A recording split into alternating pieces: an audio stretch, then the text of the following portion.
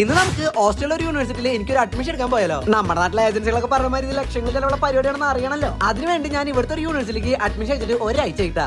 ദിവന്മാരെ യൂണിവേഴ്സിറ്റിക്കാണ് ഞാനും അഡ്മിഷൻ ഇട്ടിട്ടുള്ളത്. ഇവിടെ ഇപ്പൊ നല്ല ചൂടായിട്ട് സൺസ്ക്രീൻ ആണ് പുറത്തിറങ്ങിയ തൃശ്ശൂരത്തിന്റെ വെടിക്കെട്ടിന് കയറി നിന്ന വരിയാവും. അങ്ങനെ അവന്മാരെ രണ്ടുപേരും ബസ്സിലും കയറ്റി വിട്ട് അതിലൊരുത്തിന്റെ ബൈക്ക് എടുത്ത് ഞാൻ നേരെ യൂണിവേഴ്സിറ്റിക്ക് വിട്ടു. യൂണിവേഴ്സിറ്റിക്ക് പോണ വഴി ആപ്പിൾ മരത്തുമൊക്കെ ആപ്പിൾ ഉണ്ടായി തുടങ്ങിയിട്ടാ. അങ്ങനെ ഞാൻ യൂണിവേഴ്സിറ്റിയിൽ എത്തി.